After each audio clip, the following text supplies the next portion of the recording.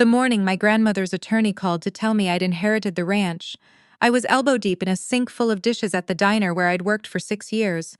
I almost didn't answer. I almost let it go to voicemail like I did with every unknown number, but something made me peel off one rubber glove and tap the green button. "Miss Aldridge?" the man on the other end said. "This is Gerald Foss from Foss and Carey Law. I'm calling regarding the estate of your grandmother, June Aldridge. I need you to come to our office as soon as possible." My grandmother had passed 11 days earlier, a stroke, sudden and quiet, the way she always said she wanted to go. I'd driven the 14 hours from Phoenix to her property in central Montana to help sort through her things, staying in her house that still smelled like cedar and the lavender soap she'd ordered from a catalog since before I was born. I thought I was there to pack boxes. I had no idea I was about to have my entire life turned upside down. The ranch was 340 acres. It had been in our family for 62 years. My grandfather had bought it with money saved from 20 years of working the oil fields in North Dakota, and my grandmother had built it into something real, a working cattle operation that at its peak ran over 200 head of Angus beef. By the time she passed, it had been scaled back. She was 81 and doing it mostly alone in her final years, but the land was there, the house was there.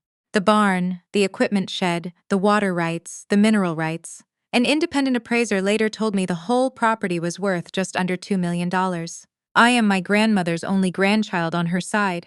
My mother, her daughter, died when I was 9. After that, my grandmother was the one who showed up. Every Christmas, every birthday, every school play where I had exactly 2 lines and managed to forget one of them.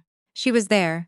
She drove from Montana to Phoenix every summer and let me stay at the ranch for 2 weeks in July, teaching me to ride, teaching me to bake bread from scratch, teaching me that a woman who owns her own land answers to nobody. My father's family was a different story. My father remarried when I was 12. His new wife, Colette, came with 2 kids from her first marriage, a son named Bryce, who was 16 at the time, and a daughter named Ava, who was 14. I want to be fair. In the beginning, it wasn't terrible. Colette tried. My father tried. But trying isn't the same as belonging, and I never quite felt like I belonged in that house after Colette moved in. By the time I left for community college at 18, I was mostly just relieved to go. What I didn't realize, couldn't have realized, was that my absence would be filled. While I was working 2 jobs and taking night classes and building a life that was entirely my own, Bryce and Ava had gotten very close to my grandmother. At first, I thought it was sweet. My grandmother was generous and kind, and she would have welcomed anyone my father brought to her door. She had Colette and Bryce and Ava over for Thanksgiving twice. She sent Ava a card when she graduated high school. She let Bryce use the barn one summer when he was going through some phase where he wanted to learn woodworking. What I didn't know was that they were visiting more than I realized. A lot more. I found out about the visits after she died. I found out about a lot of things after she died. I had been at Mr. Foss's office for less than 10 minutes before my phone started buzzing. My father, I silenced it. Then Colette, silenced. Then a number I didn't recognize, and I turned the phone face down on the arm of the leather chair and focused on what the attorney was telling me. My grandmother had updated her will 14 months before she passed. She had left the ranch, the house, all equipment, all livestock, and all associated water and mineral rights to me. Exclusively, she had left a sum of $18,000 split equally between 4 different charities she'd supported for decades, everything else, to me. Mr. Foss was a careful man. He paused after telling me this, and I could see him watching my face. Maybe he was bracing for tears. What he got was silence, because I couldn't speak. "Your grandmother was very clear," he said, "in her intentions and in her documentation. She made this change 14 months ago, and she came back in 8 months ago to confirm it. She was of sound mind and full capacity at both visits. We had her speak with a physician and an independent witness on the second visit specifically to anticipate any challenges." "Challenges," I repeated. "She anticipated there might be some," he said carefully. I understood what he meant 2 hours later when I got back to the ranch and found Bryce's truck parked in the driveway. He was sitting on the porch steps like he owned the place. Ava was next to him. My father was standing at the bottom of the steps with his hands in his pockets, and Colette was leaning against the truck looking at her phone. I pulled up and sat in my car for a moment. I looked at the 4 of them. I thought about my grandmother, who had driven 14 hours to see me in a school play. I thought about the cedar smell inside that house. I thought about what Mr. Foss had said. She anticipated there might be challenges. I got out of the car. "We need to talk," my father said. "Okay," I said. "Inside," Bryce said. And the way he said it, like he was giving me permission to enter my own grandmother's house, told me everything I needed to know about what was coming. We sat at my grandmother's kitchen table, the same table she'd taught me to roll pie crust on. Bryce sat across from me with his arms crossed, and Ava sat next to him picking at the edge of her thumbnail the way she always did when she was nervous. My father sat at the head of the table, which I noticed, and Colette stayed standing near the doorway. "We've spoken to our own attorney," Colette said without preamble. I looked at her. "The will is going to be challenged," she said. "Bryce and Ava spent significant time with June over the last 3 years. They built a relationship with her, they helped her when she needed it. And we believe the will as currently written doesn't reflect her true wishes and may have been influenced by outside parties." I let a moment of silence go by. "Outside parties," I said. Bryce said flatly. "I live in Phoenix," I said. "I visited twice in the last 3 years because I was working and in school. But go ahead." She was elderly, Ava's softer than Bryce's, almost apologetic but not quite. She was isolated. "People in that situation can be influenced," my father said. He said it quietly. He didn't quite look me in the eye. I sat back in my chair and looked at my father. This man who had known my grandmother for 35 years, who had let her babysit me every summer, who had eaten her cooking and borrowed her truck when his was in the shop and accepted her help with a down payment on his second house. Now sitting at her table telling me she hadn't been of sound mind. "She met with her attorney twice," I said. "The second time she brought her own doctor, her own independent witness. She did everything right. Attorneys can be manipulated," Colette said. "I want you out of this house," Bryce said. "Tonight." I looked at him for a long moment. "No," I said. He stood up.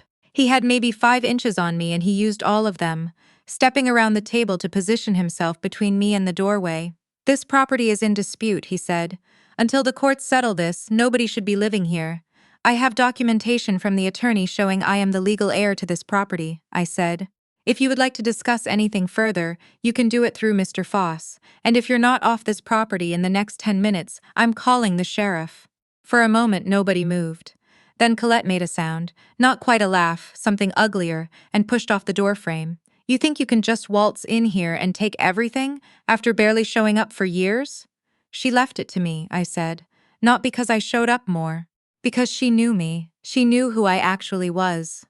Bryce moved toward me and my father stood up. For one suspended second I didn't know which way it would go. Then my father put a hand on Bryce's arm. "Let's go," my father said quietly. They left. I stood in the kitchen until I heard 2 car doors slam and the truck engine turn over and the sound of tires on gravel fading down the driveway. Then I sat down at my grandmother's table, put my face in my hands and allowed myself exactly 5 minutes. Then I picked up my phone and called Mr. Foss. The next 3 weeks were the worst of my life. Their attorney, a man out of Billings named Cutter, which felt appropriate, filed a petition challenging the will on the grounds of undue influence and diminished capacity. He submitted declarations from Bryce and Ava describing my grandmother as confused, forgetful, and easily overwhelmed in her final years. He submitted photographs of them at the ranch, smiling, arms around her, at dinners and holidays I hadn't been invited to.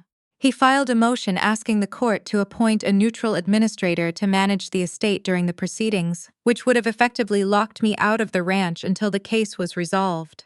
"It could take years," Mr. Foss told me. "Estate litigation is slow, it is expensive. And the burden, while technically on the challenger, is one that courts take seriously when the deceased was elderly and the beneficiary was geographically distant." I had $4,200 in my savings account. I had a part-time job at the diner that I'd taken a leave of absence from.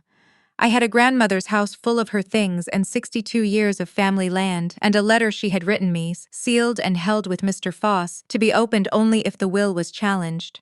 He hadn't mentioned the letter until I asked if there was anything else. He slid it across the desk with both hands. It was in her handwriting on her good stationery, the cream-colored stuff with the small blue border she only used for important things. "If you're reading this," she wrote, "then someone made a fuss. Don't be surprised, and don't you dare give in." She went on for 2 pages. She told me why she had made the choices she made. She told me about a specific afternoon, 3 years before she died, when she had asked my father directly whether he thought of her grandchild, me, as part of the family. She didn't write what he said, she wrote only, His answer told me everything I needed to know. She had kept records. That was the part that stopped me cold. She was 81 years old and she had kept records. Every visit noted in a small spiral notebook she kept in the kitchen drawer. Dates, who came, what was said. She had been keeping it since the will change, 14 months before she died. Mr. Foss had the notebook. It had been included with her estate documents by her specific instruction. He had been waiting for me to ask about the letter before he told me about the notebook. When I finally read through it, sitting on the floor of her living room with her reading glasses balanced on my nose because I'd forgotten mine, I understood what she had done. She had built a case. Quietly, without telling anyone, without any drama, she had documented everything. The dates Bryce had come to ask about the mineral rights. The afternoon Ava had mentioned, casually, that it would be a shame if the property had to be sold because maintaining it was too much for one elderly woman. The phone call from Colette asking whether my grandmother had considered putting the property into a family trust. My grandmother had written down all of it, in her small, careful cursive, with dates. I called Mr. Foss that night and told him to file everything. 2 weeks later, I got a different kind of call. It came from a number I didn't recognize. Late on a Wednesday afternoon, I almost didn't answer. The woman on the other end introduced herself as a staff investigator with the Montana Department of Justice Financial Crimes Unit. She said she was calling because my grandmother's estate had flagged some activity during the routine probate process. She said she couldn't share details of an active inquiry, but she asked if I would be willing to speak with her the following morning. I said yes. What they had found, what I learned in pieces over the following weeks, because these things move slowly and carefully and they don't tell you everything at once, was that approximately 22 months before my grandmother died, someone had attempted to add a secondary signature to one of our bank accounts. The attempt had been flagged by the bank and the change had not gone through. But the paperwork had been retained. It was a form filled out in person at a branch in Billings. The handwriting on the form was not my grandmother's. The signature on the form was disputed. Bryce had a storage unit in Billings. He had an apartment in Billings. The branch where the form had been submitted was in Billings. I will be careful here because the investigation took time, and in the beginning nobody told me what they believed, or suspected, or what they were building toward. But I knew. When the investigator asked me whether Bryce had ever accompanied my grandmother to any financial appointments, I knew. I thought about my grandmother alone on that ranch. I thought about Bryce with his truck and his charm and his woodworking phase. I thought about her spiral notebook and her careful cursive and 2 pages of instructions on her good stationery telling me not to give in. She had known. She had known something wasn't right, and she had documented it without knowing exactly what to document, and in doing so she had handed the authorities exactly what they needed to start pulling the thread. The estate challenge collapsed before it ever reached trial. Their attorney withdrew the petition in the 3rd month, no explanation given in the filing. I don't know what Cutter knew or when he knew it, but withdrawal without explanation after 3 months of aggressive filing means somebody told somebody something. My father called me the night the withdrawal was filed. It was the first time we'd spoken since the kitchen table. He didn't apologize. He came close. He said things like this got out of hand, and I should have been clearer with Colette about boundaries. He said he hoped we could find our way back at some point. I listened to all of it, then I said, "She kept a notebook, Dad. She wrote down everything that happened, every visit, every conversation. Every question about the mineral rights and the trust and whether it would be a shame if the property had to be sold." Silence on the other end of the line. She knew, I said. She was 81 and she was alone and she figured it out and she built a record. And she left me a letter telling me not to give in. I didn't know about any of that, he said finally. What Bryce was. He stopped. I didn't know. I believe him about some of it. I believe he didn't know about the bank account form. I don't believe he didn't know Colette was angling. I don't believe he didn't know Ava's comment about the property being too much for one elderly woman wasn't accidental. But I also know that choosing not to know is its own kind of choice. And I've decided he has to live with that. The investigation into Bryce concluded 14 months later. He was charged with 1 count of attempted financial exploitation of a vulnerable adult and 1 count of forgery. He entered a plea agreement. He did not go to prison. The system rarely works that neatly. But he received 3 years of supervised probation, significant fines, and a permanent record that will follow him to every job application and background check for the rest of his life. Ava, I haven't spoken to. I don't have anything to say to her. Colette sent me an email 6 weeks after the charges were announced. It was long and defensive and ended with something about hoping I understood that family is complicated. I read it once and deleted it without responding. My father and I have spoken a few times since, cautiously, on my terms. He called on my birthday. He sent a card at Christmas. I think he's genuinely trying to figure out who he is on the other side of all this, and I think that reckoning is going to take him a long time. I don't carry anger about it the way I used to. But I also don't pretend the table conversation didn't happen. I don't pretend he didn't sit at my grandmother's kitchen table and let his wife and stepson tell me to leave. Some things you can move past. You just don't move through them like they didn't exist. I live on the ranch now. I moved out of Phoenix 14 months ago. I sold most of what I owned because it wasn't worth shipping 14 hours, and because I wanted to start fresh. I kept my grandmother's furniture and her cast iron and her good stationery and her reading glasses and the spiral notebook, which Mr. Foss returned to me after the investigation concluded. I keep the notebook in the kitchen drawer, same drawer she kept it in. I'm not running 200 head of Angus cattle. Not yet. I'm starting smaller, 20 head, a small hay operation, and a partnership with a neighboring rancher named Walt who has been on his property for 40 years and who came over in my first week with a frozen casserole and a handshake and zero agenda. He knew my grandmother. He said she talked about me all the time. I believed him. There are mornings here that are so quiet I can hear the grass. I'm not being poetic. It's an actual sound, a kind of movement in the air, when the wind comes across the open field in the early morning before anything else has started. My grandmother used to walk out to the fence line at dawn and just stand there. I used to think that was something old people did, something patient and slow that I would have to grow into. I understand it now.